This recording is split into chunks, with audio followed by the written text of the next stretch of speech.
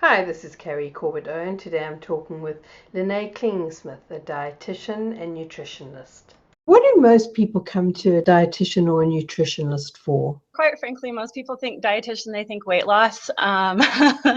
They think health, they think weight loss. Sometimes people will be in a place where maybe they have newly diagnosed diabetes, and so they know they need to think about food.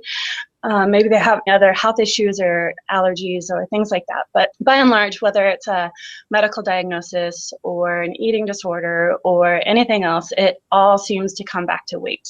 Weight concerns, weight obsession, weight issues, and the question of health. That's the hot topic.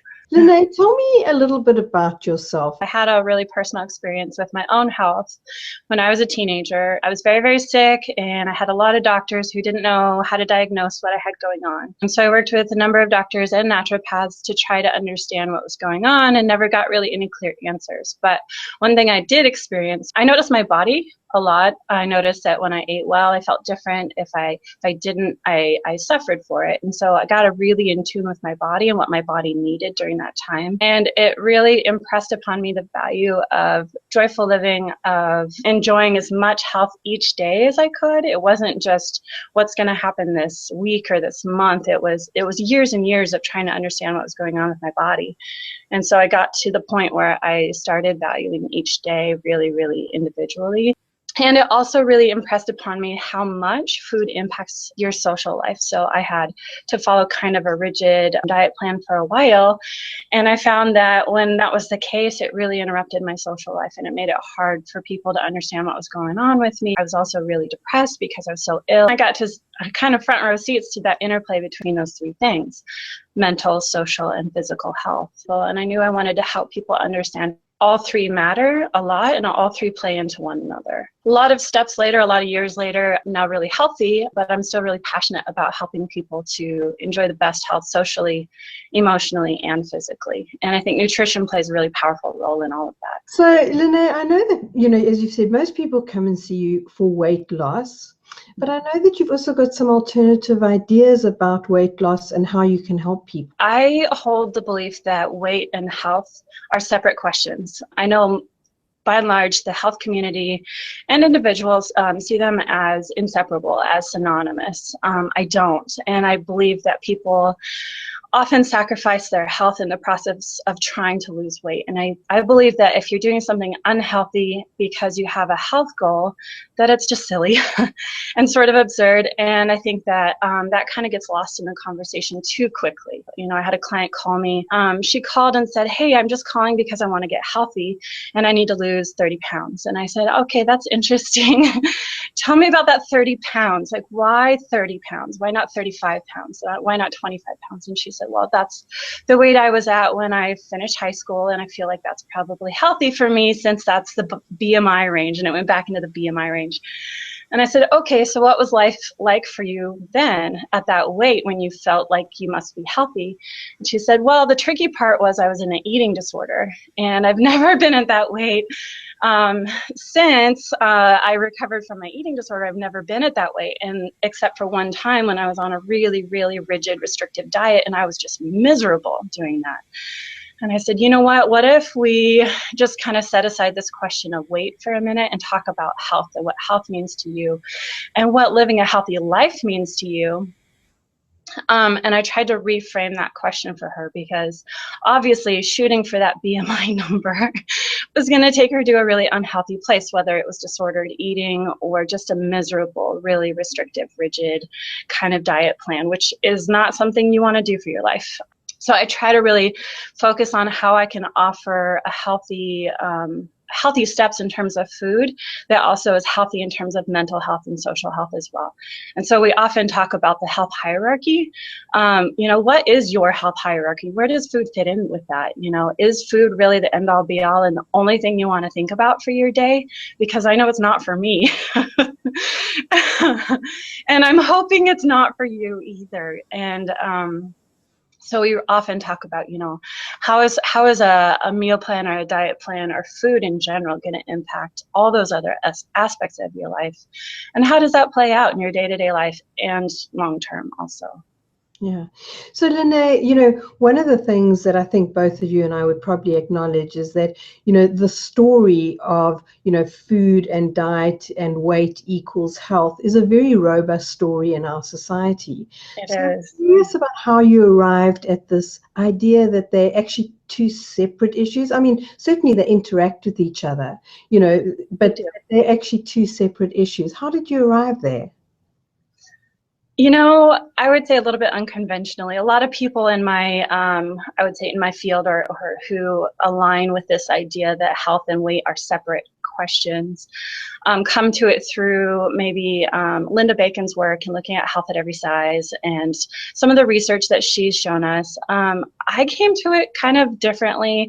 I actually worked with a lot of people in a weight loss setting for a long time. I can count calories, I can count exchanges, we can do all of that. But I noticed over time, realizing that it was really frustrating for me to try to help someone and notice that I was adding to frustration and adding to guilt and adding to shame. And it didn't feel healthy and it didn't feel good. And I got to the point where I didn't want to weigh people anymore because I called it the cookie phenomenon. I'd watch people check their weight, and if it went up a little bit, they would say, screw it, I'm going to go have a cookie. And if it went down, they were like, yay, I was good. Okay, cool, I'm going to go have a cookie. And it just felt totally absurd. And I saw this pattern play out with weight being the focus, where people acted in ways that didn't really make sense. And then I got the privilege of meeting another dietitian. Her name is Dana Estuardovan, and she's part of Be Nourished. She started Be Nourished along with Hillary.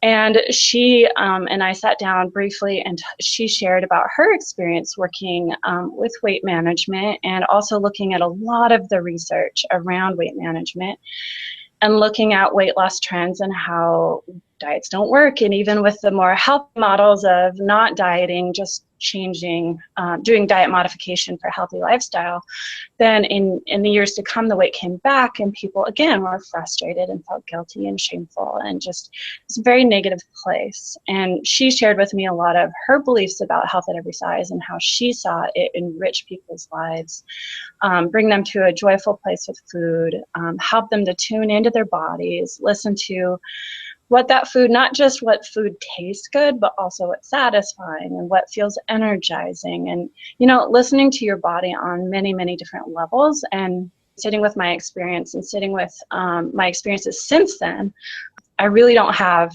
any other way of thinking about food. It's true for me. It's what resonates for me. It's what I've seen resonate for many, many others.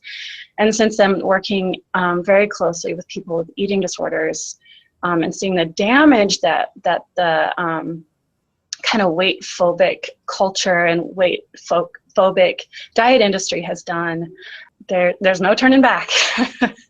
There's really no other way of thinking about it for me. This is what's true for me. I've seen it play out for many, many people, and I've looked at the research now also. Yeah. So, Lynae, how do people listen to their bodies? Because, I've been working in this field for a long time, as you know, and I often have people say, I haven't listened to my body for such a long time that I don't even have the right ears to hear it with. Yeah, and sometimes we talk about like the hunger fullness scale, how hungry are you? How full are you? And there's that gentle hunger and gentle fullness. And for some people, that scale is just simply broken. And they've been tuned out for so long, whether it's through consistent dieting or through lack of permission to really care for themselves. And I've seen it often play out. One pattern I've seen over and over again is someone who's been in the role of caretaking for other family members or other friends too, where they've just been so focused outwardly that they don't feel that permission to focus inwardly and really give that self-care to themselves. And so we start out really slowly. We start out noticing, when is it that you're the most full? When is it you're most hungry? Do you feel it in your stomach? Do you feel it in your head? Do you feel it in your mood? Do you get grouchy? Like, what's going on that gives you some cues, some insight into what's going on in your body? And then we just build on that gradually over time. And that process can take a few weeks for some people, and for most people it takes months. Because often it's been years and years of the opposite, of not listening. Yeah, it also sounds like you're saying that, people's hungers, speak to them uniquely. Like it's not true. like, everybody has the same hunger signals. Yeah, exactly. And it's not only physical hunger that we try to tease out and notice how that person, particularly in their body, how they feel hunger. It's also, then we talk a little bit about the difference between physical hunger and emotional hunger and how they experience that differently.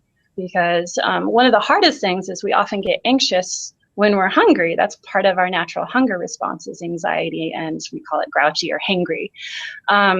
But if you're feeling emotional distress in life and other things are coming up, then those emotions can sometimes drive you to eating for self-soothing. And it can be hard to pull apart those two pieces. Is it physical hunger? Is it emotional hunger? And what need is really being voiced through your body. And now you touched briefly on the sort of danger of this diet-obsessed culture. Can you talk a little bit more about the danger of dieting? One way of framing this is looking at the recent research that came out. The Biggest Loser has been a really popular TV show, and one of the things that people talk about, whether it's through a diet or through what we would call healthy eating and lifestyle modification, is that as long as you're maintaining lean muscle mass, then you won't compromise your metabolism, and so you can lose weight in a healthy way where your metabolism will be preserved. And what they found was that through years of following people who were on The Biggest Loser, is that not only was their metabolism slowed down, it was slowed down quite significantly. And it really points to this pattern that we've seen in the research over the years of dieting doesn't just help you to gain weight.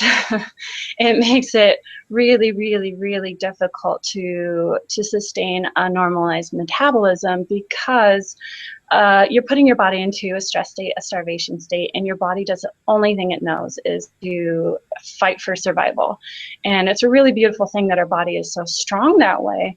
But in terms of dieting, it does a lot of damage. And that's just on the physical side. And I would also point to the emotional side of that also, where it creates this hope and this expectation that, if you really put in a good effort and if you really care about yourself, then you're going to do these things and the outcome will be weight loss and a healthier life and increased mobility and less pain and more social interaction, and you'll be sexier, and all these really, really elevated things that we hold in society will be yours, and it all is on your shoulders. You decide if you're going to do it. And I think it creates this really damaging cycle of, am I good enough? Am I trying hard enough? And then in time, whether that's a few months or a few years later, you find your body doesn't work like that. But very, very rarely does the person say, man, that diet really failed. The thing I always hear is, I failed. I screwed up. I'm a failure. And that sucks, One example of this was I was teaching a group, and I introduced this idea, and I said, how many of you have ever been on a diet? And the majority of them raised their hands, over 80%. And I said, okay, and how many of you lost weight on that diet? And again, hands went up. About 70% of them raised their hands. I said, wow, that's quite a high percentage. Okay. So, and how many of you gained weight back after this diet? And, the hands go up again. And I said, okay, and how many of you blame the diet? And one person, one brave soul, raised his hand and said, yep, it was the diet's fault. And I said, okay, well, let's talk about how the body works. And so I went into this, research around really how the body responds and why. It strikes me that the diet industry has possibly the most amazing business model that I've ever come across. They persuade us that they are the answer, when actually they are the problem. we buy into this, we have this hope, this excitement, this spreading, telling everyone how well it's working for us, so they actually get us to market it for them. Oh, sure, yeah. And then, of course, our hopes get dashed because inevitably it can't work. And then we blame ourselves and we go back for the next one. Right. It's an absolutely fantastic business model to me. I didn't invent one similar. Yeah, it's a great way to make money, and I think that the tragedy in that is that the medical field isn't crying out against it, and it's perpetuating so much of this cycle that goes on. Click here to watch the second part of my interview with Lynae, and follow my YouTube channel for other interviews with great wellness experts.